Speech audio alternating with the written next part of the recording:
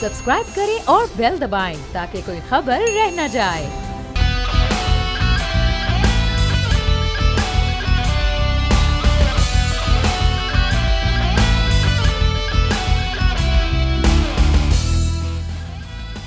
अस्सलामुअलैकुम नाज़रीन, प्रोग्राम में आपको कहेंगे खुशामदीद। मैं हूं महविश अनस और हमेशा की तरह मेरे साथ मौजूद हैं बोल न्यूज़ के एडिटर इन चीफ नज़ीर लगारी साहब। इसके अलावा प्रोग्राम में मौजूद होंगे ब्यूरो चीफ कराची शाहिद जतोई साहब।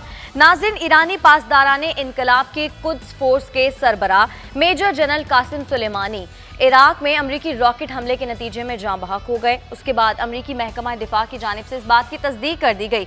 जनरल सुलेमानी पर हमले की तस्दीक होते ही अमरीकी सदर डोनाल्ड ट्रंप की जानिब से अमरीकी परचम को ट्वीट किया गया, लेकिन ईरान की जानिब से ये कहा गया है कि वो इस कत्ल का जवाब लेंगे और अमेरिका से बदला लेंगे। ये सारी सूरत हाल आखिर है क्या और ये मामला क्या है, इस पर बात करेंगे, लेकिन उससे पहले आपको एक क्लिप दिखाते हैं।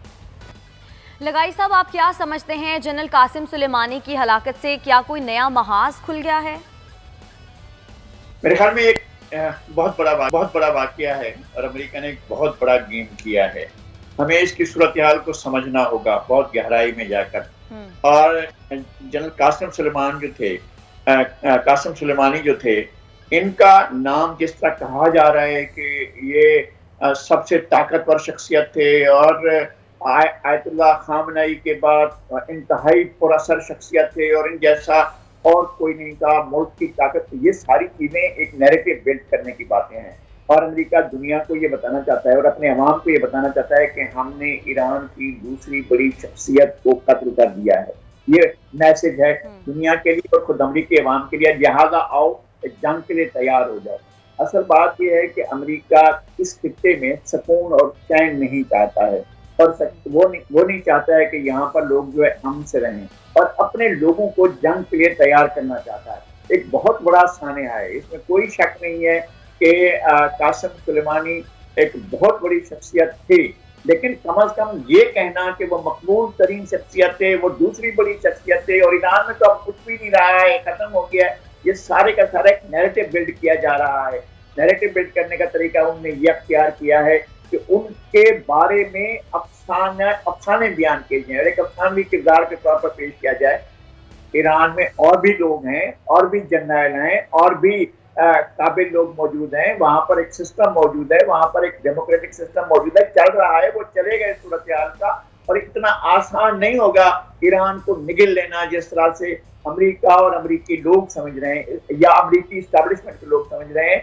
बहरहाल एक अफसोसनाक सूरत हाल पैदा हुई है, जंग का माहौल पैदा किया गया। सही। शाहिद जतोई साहब, डोनाल्ड ट्रंप साहब का ईरान से मुतालिक जो बयानिया है वो सदर बनने से पहले मुख्तलिफ था और अब मुख्तलिफ है। अब उनकी हलाकत पर वो ये कहते हैं कि बहुत पहले ये कर देना चाहिए था, हालांकि जब वो सदर नहीं बने थे तब तो वो ईरान के साथ अच्छे ताल्लुकात के कहाँ थे?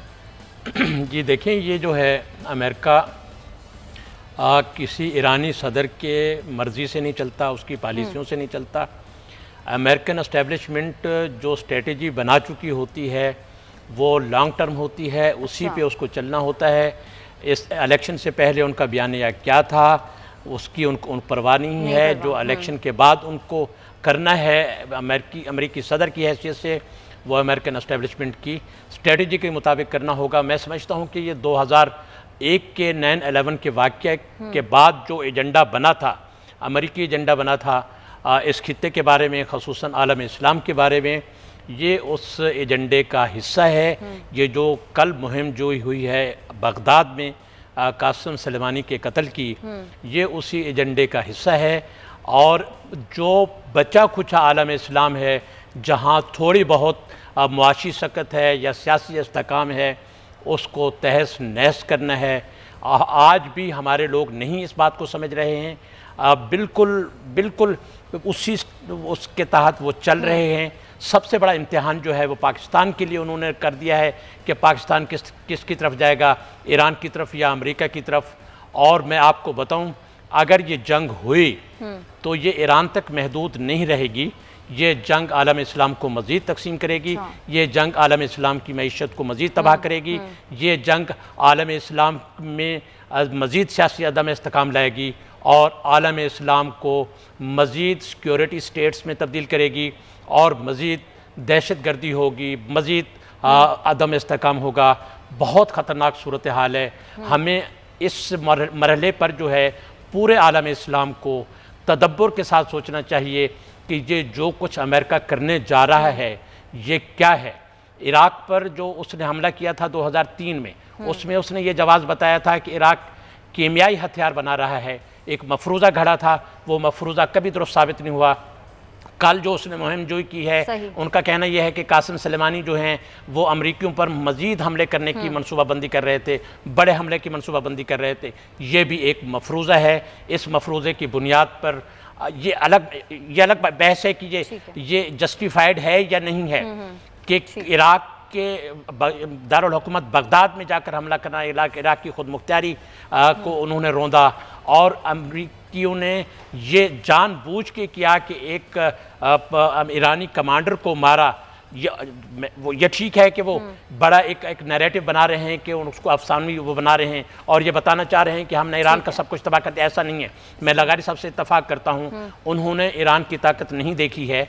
ईरान के साथ वो जंग में इंगेज होगा अमेरिका तो उसको पता चल जाएगा, लेकिन जो कुछ भी होने जा रहा है मैं समझता हूं कि इसको रोकना चाहिए। आलम इस्लाम को इस मरहले पे रोकना चाहिए, मजीद जंग को नहीं बढ़ने देना चाहिए। सही। लगारी साहब, आपको क्या लगता है, अमेरिका तो इसे कामयाबी करार दे रहा है, लेकिन अमेरिका और ईरान के जो ताल्लुकात हैं वो तो अब कशीदा हो गए हैं और ये खित्ते के अमन के लिए भी यकीनन सही नहीं है। आपको क्या लगता है उम्मत मुस्लिमा की अब क्या जिम्मेदारी बनती है और आने वाला जो माहौल है उसे कंट्रोल करने के लिए क्या करना चाहिए?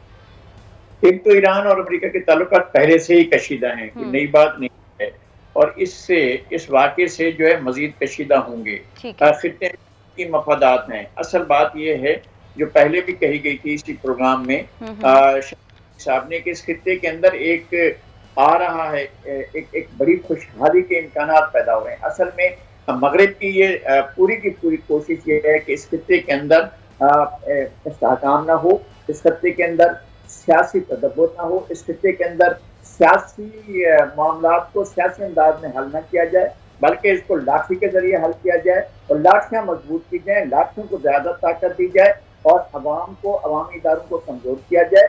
ये एक बेसिक यहाँ कंसेप्ट है और अमेरिका जो है धौंस से, धुंधली से और ताकत से जो है इस खित्ते के अवाम की जो कुव्वत इरादी है उसको तोड़ना चाहता है। इस रीजन में ये इंतहाई अहम रीजन है और इस वक्त दुनिया भर के तमाम जो अपॉर्चुनिटीज और मौके हैं वो इस खित्ते की तरफ आ रही हैं और बढ़ रही हैं और अमेरिका ये कोशिश कर रहा है कि ताकत का तवाज़ुन मगरिब के हाथ में रहे, उसके अपने हाथ में रहे।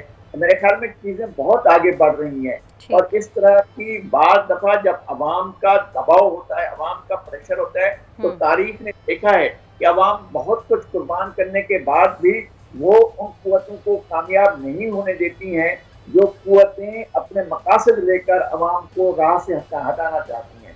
मेरे ख्याल में एक बहुत बड़ा खेल होने वाला है और उस खेल के अंदर जो जितना दूर रहेगा और ज्यादा अपने आप को बचाने की कोशिश करेगा वो ज्यादा बेहतर होगा।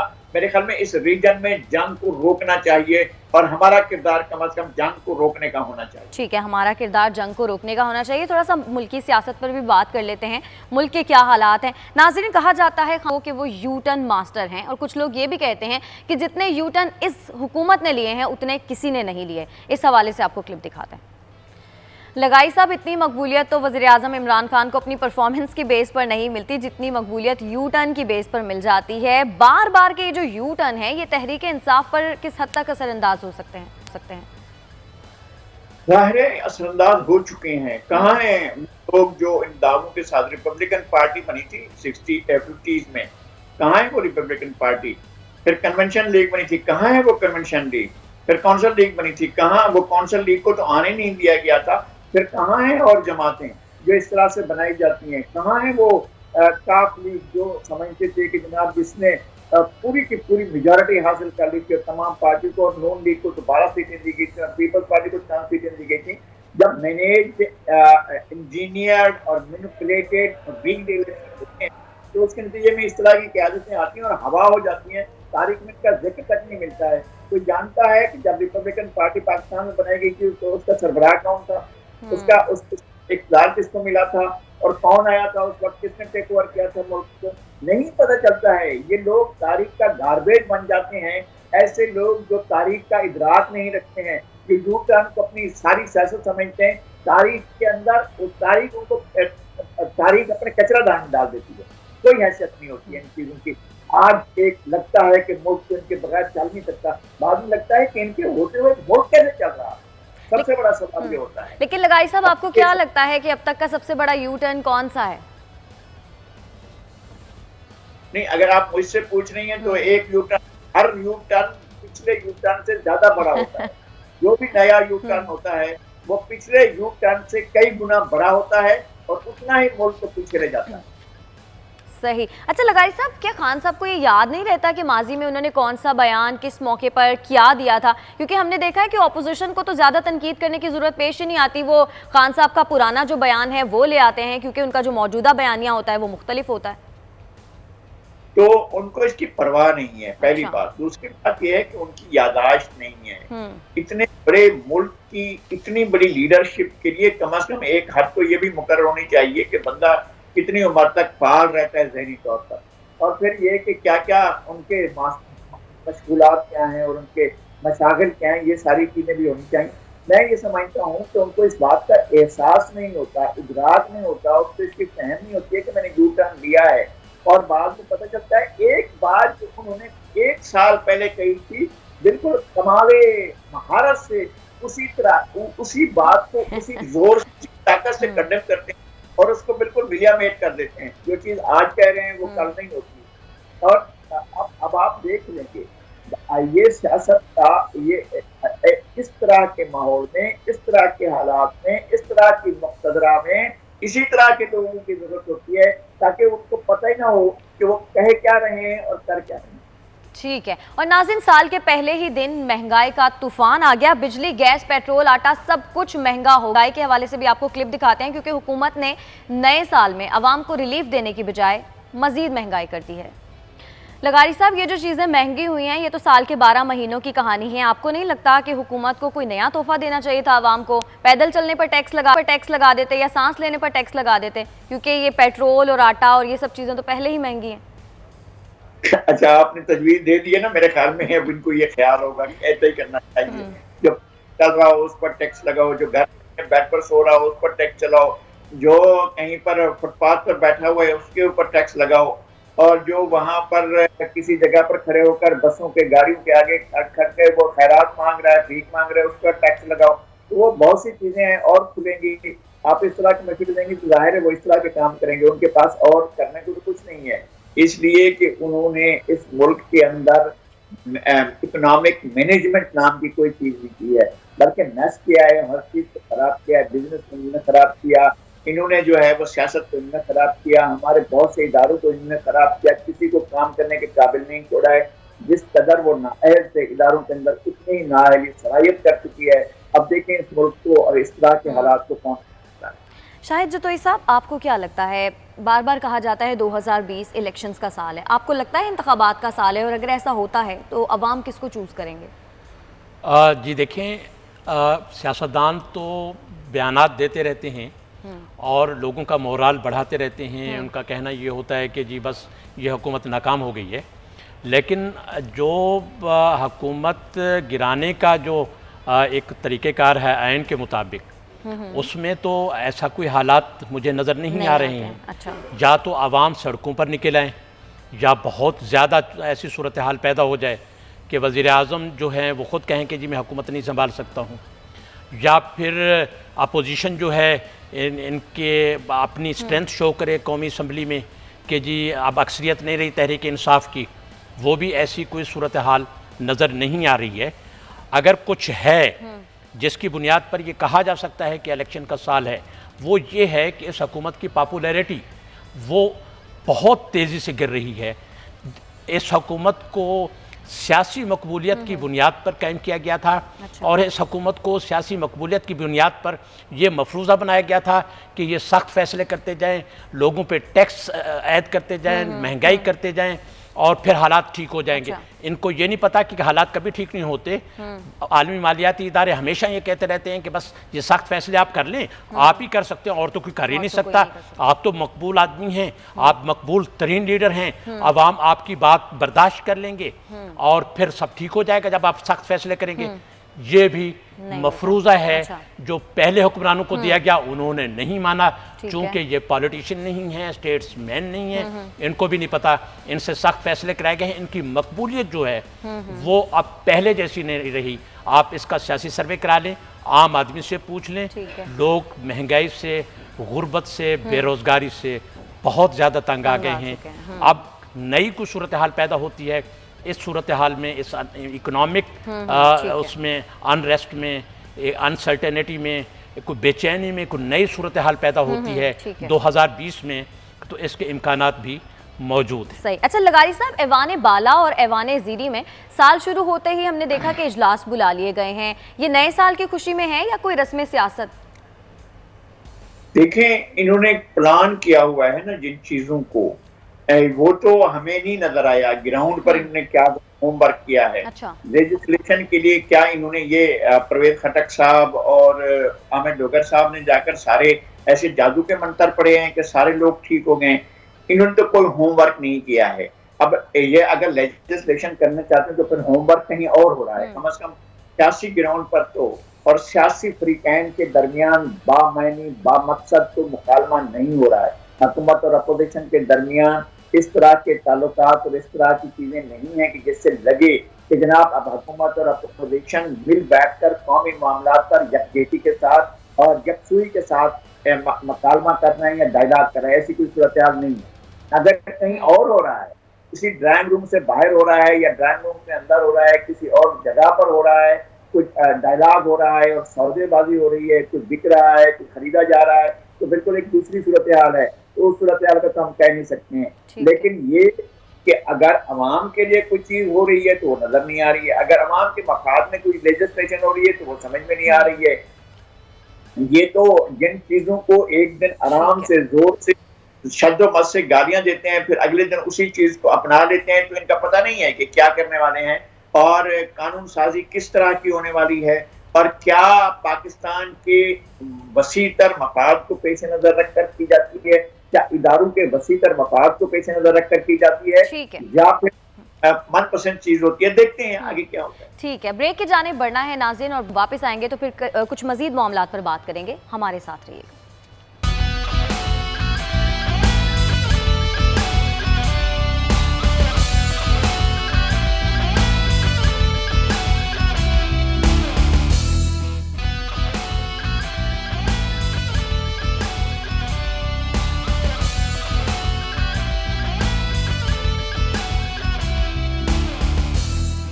वेलकम बैक नाज़रीन। वज़ीर आज़म पाकिस्तान इमरान खान ने अपने हल्के मियांवाली का दौरा किया है और वहाँ पर उन्होंने नमल इंस्टीट्यूट का दौरा किया। वज़ीर आज़म ने हवावे ICT लैब का इफ्तिताह किया। इसके अलावा उन्होंने मॉडल पुलिस स्टेशन का भी इफ्तिताह किया है और ये मियांवाली समेत 29 मॉडल पुलिस स्टेशन हैं जो कि बनाए गए हैं पंजाब भर में। लगारी साहब, आपको लगता है इससे जो पुलिस है उसके निज़ाम में कुछ बेहतरी आ सकेगी? ये होता क्या है, मुझे इस बात की समझ में नहीं आई। मॉडल पुलिस स्टेशन, चलो 29 इलाकों की हालत बेहतर हो जाएगी, पता नहीं होगी।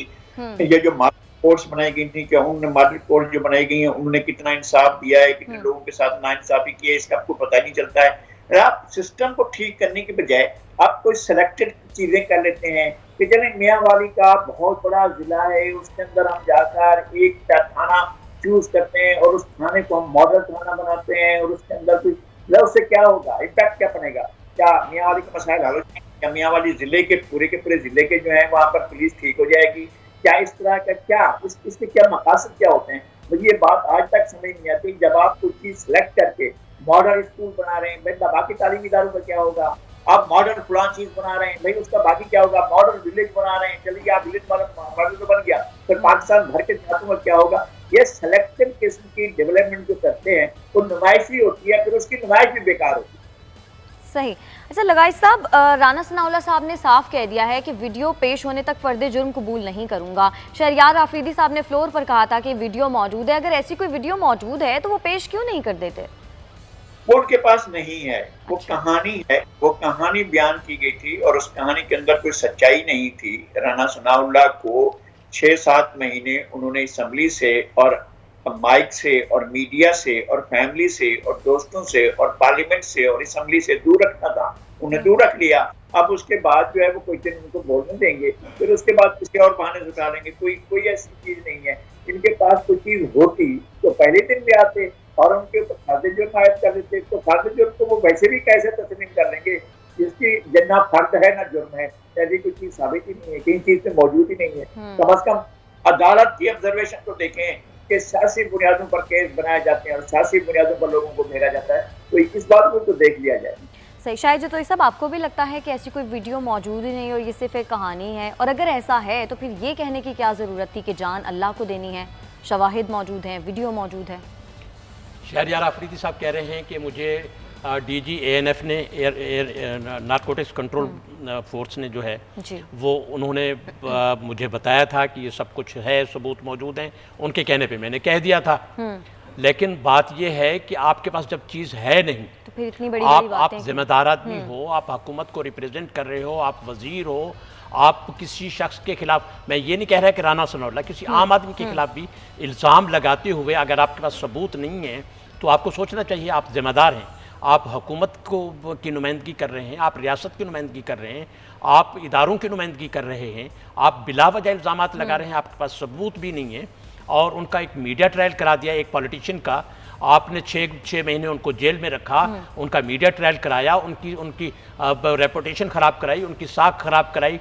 और जैसा लगारी साहब ने कहा कि उनको आपने वो चूँकि आउटस्पोकन थे, वो बात करते थे, उनको रोका गया मीडिया से। और इसके अलावा तो अभी तक तो आपके पास कुछ भी नहीं है, आप अभी तक कुछ नहीं कर सके, 6 महीने तक कुछ नहीं कर सके।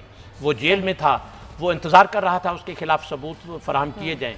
आप अदालतों को भी सबूत फराहम नहीं कर सके, आपके पास सारे वसाइल मौजूद हैं, 6 महीने में आप अगर कुछ नहीं कर सके तो अब आपको माफ़ी मांग लेनी चाहिए, उनसे माफ़ी मांग लेनी चाहिए। बिल्कुल।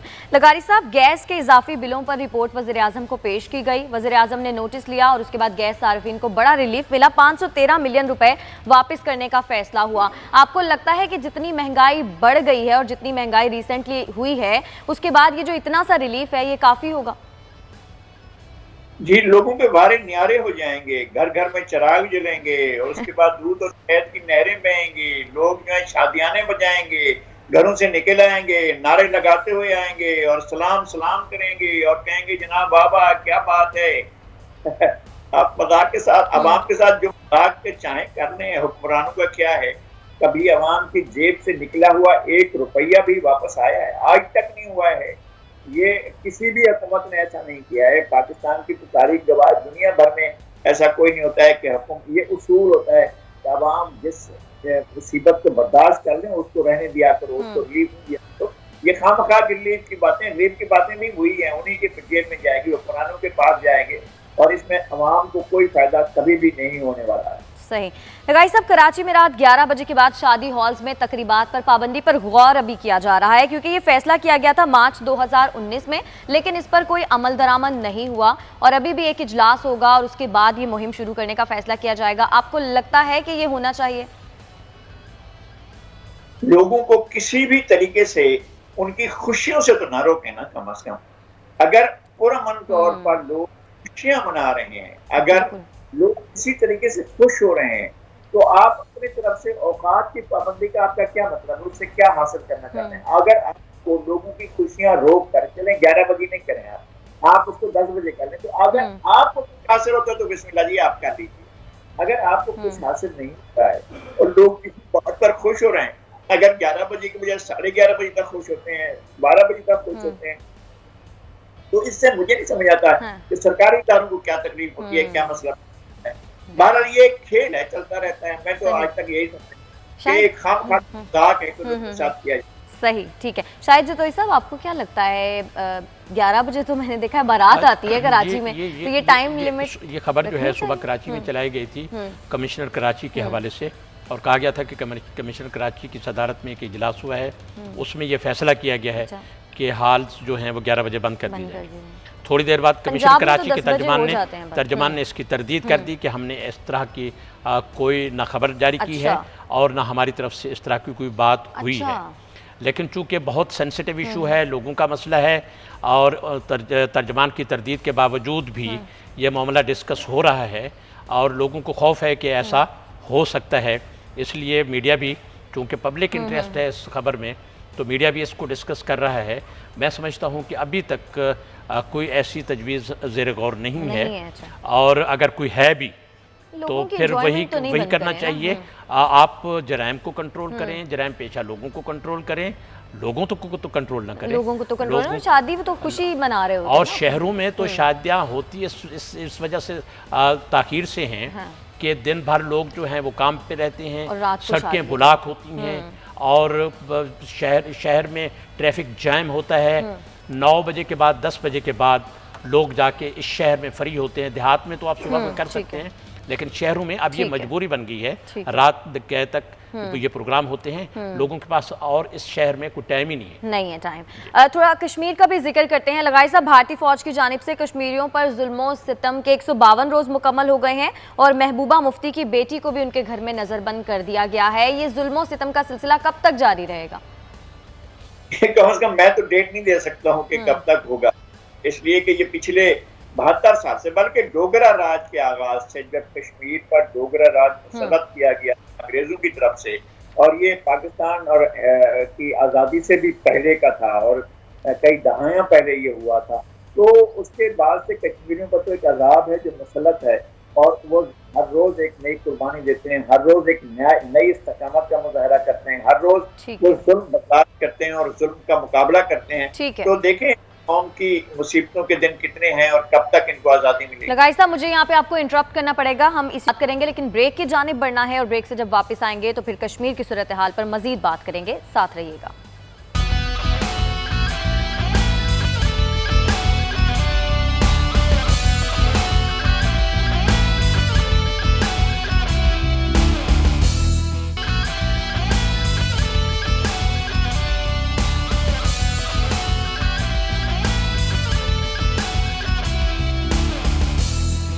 नाज़रीन, भारतीय फौज की जानिब से कश्मीरियों पर तो जुल्मों सितम का सिलसिला जारी ही है, लेकिन भारत के अपने अंदर भी मुसलमानों पर जुल्मों सितम हो रहा है। आपको एक वीडियो दिखाते हैं जिसमें साफ तौर पर देखा जा सकता है कि सिर्फ मुसलमान होने की बेस पर किस तरह से रिक्शे से निकाल कर लोगों को जेल मुंतकिल किया जा रहा है, बिना किसी कसूर के उसे जेल मुंतकिल किया जा रहा है। नहीं, इंडिया में तो मुसलमान होना एक जुर्म बन गया है। मुसलमान है, अगर दलित है तो जाहिर है उसने जुर्म किया है, अगर वो ईसाई पैदा हुआ है तो उसने जुर्म किया है, अगर बुद्ध में पैदा हुआ है तो उसने जुर्म किया है, अगर जैन पैदा हुआ है तो जुर्म किया है, अगर सिख पैदा हुआ है तो जुर्म किया है। किसी भी नस्ल में पैदा होना किसी के देश में वो हिटलर बन गया है, हिटलर से भी आगे चला गया। हिटलर भी इस कदर, हिटलर एक सेगमेंट को यहूदियों को टारगेट करता था, ये तमाम अक़लियतों को टारगेट कर रहा है और अक़लियतों की एक बहुत बड़ी आबादी है और सबसे बड़ी आबादी जो है वो मुसलमानों की है। ये क्या 25 करोड़ से ज्यादा मुसलमानों के साथ ऐसा कर पाएगा और क्या हिंदुस्तान से ये मुमकिन है? उनसे पूछा जाता है कि तुम्हारे साबित करो कि फलां वक्त से पहले, यानी जब 10 मुझे नहीं मालूम है कि मेरा बर्थ सर्टिफिकेट हुआ है या नहीं है, पाकिस्तान में रहता हूँ, पाकिस्तान में अगर पाकिस्तान की रियासत मुझे कहे कि साबित करो, मुझे अपने वालिद का नाम पता है, मुझे दादा का नाम पता है, मुझे परदादा का नाम पता है, मुझे उनके वालिद का नाम पता है, मुझे उनके वालिद का नाम पता है, तो मैं तो अपने 7-8 नस्ल तक बता सकता हूँ, लेकिन हुक्मरान नहीं बता सकेंगे। लेकिन हुक्मरान अगर आ जाए इस बात करके जी तुम साबित करो कि तुम पाकिस्तानी हो, तो फिर मेरे पास अगर डॉक्यूमेंट्स होंगे तो मैं साबित करूंगा, डॉक्यूमेंट्स नहीं होंगे तो नहीं। पाकिस्तान के कितने लोगों के पास, इंडिया में तो लोगों के पास डॉक्यूमेंट्स होते ही नहीं है, पाकिस्तान में तो फिर भी डॉक्यूमेंटेशन शुरू की है। इंडिया के एक बहुत बड़ी आबादी के पास डॉक्यूमेंट नहीं है, वो डॉक्यूमेंटेड शहरी नहीं है। तो क्या किसी खास सेगमेंट से, किसी खास आबादी के हिस्से से, किसी खास किस्म के अकीदे रखने वाले से, किसी खास मजहब मानने वालों से ये पूछा जाए कि क्या तुम साबित कर सकते हो कि तुम्हारे पास जो है यहाँ के शहरी हो तुम, तो फिर तो बहुत मुश्किल है। वहां पर इंडिया में 1.25 अरब से 1.5 अरब के करीब आबादी है, लोगों के पास ना जमीनें हैं ना मकान है, तो बेघर रहते हैं, उनके पास कहाँ से आएंगे दस्तावेजात के वो साबित करें कि हिंदुस्तान के। ये एक बहुत बड़ा तारीखी जुल्म होने जा रहा है। कैंप बन रहे हैं जहाँ लोगों को रखा जाएगा। मुझे डर है, मुझे शदीद डर है कि मोदी के हाथों आने वाले दिनों में इंसानियत का कत्लेआम होने वाला है। इस सब जुल्मों सितम के बावजूद भी एक और भी हमारे पास वीडियो है। भारत में पाकिस्तान जिंदाबाद के नारे लगाए जा रहे हैं, ये वो दिखाते हैं। शाहिद जोतोई साहब, आपने देखा इतने जुल्मों सितम के बावजूद भी किस तरह से पाकिस्तान जिंदाबाद के नारे लगाए जा रहे हैं भारत में। देखें जी, अगर इंडिया में लोगों के साथ उनकी रियासत इंसाफ नहीं कर रही है तो लोग फ्रस्ट्रेशन में इस तरह के नारे लगा रहे हैं।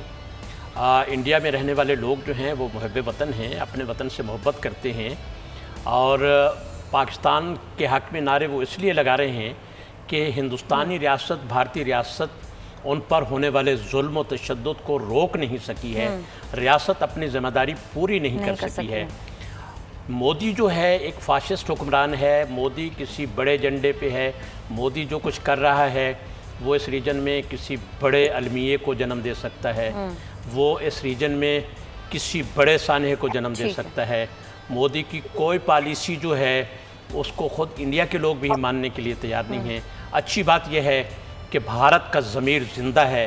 भारत में हिंदुस्तान के हिंदू, मुसलमान, सिख, ईसाई, दलित सब लोग जो हैं वो अब मुत्तफिक हैं और जितना बड़े मुजाहरे आरएसएस वाले कर रहे हैं उससे ज़्यादा बड़े मुजाहरे मोदी के खिलाफ हो रहे हैं, जिसमें तमाम मज़ाहिब के लोग हैं, तमाम ग्रोहों के लोग हैं जो मोदी के खिलाफ हैं। ठीक है, हम सिर्फ पाकिस्तान के टीवी चैनल प्रोपेगेंडा नहीं कर रहे हैं बल्कि दुनिया देख रही है कि भारत की सरजमीन पे भी मोदी के खिलाफ सबसे ज़्यादा नफरत है और मोदी जो है अगर इसको नहीं रोका गया तो वो ना सिर्फ भारत में बल्कि इस खित्ते में किसी अलमिये का सबब बन सकता है। लगारी साहब, बहुत शॉर्ट सा कमेंट, कश्मीर और तमिलनाडु के बाद हमने देखा अब तो भारत के अपने अंदर भी पाकिस्तान जिंदाबाद के नारे लग रहे हैं। मोदी सरकार को ये सब नजर नहीं आ रहा क्या?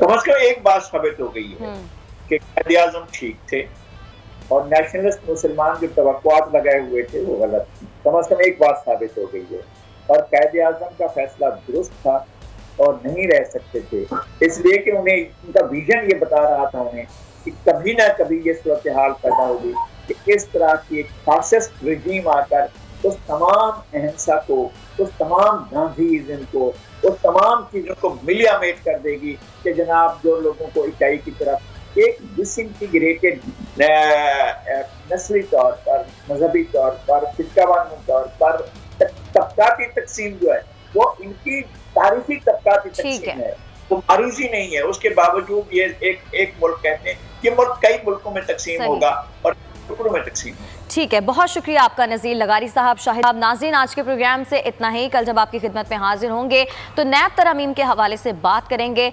कल तक के लिए हमें इजाज़त दीजिएगा। अल्लाह ने के बाद।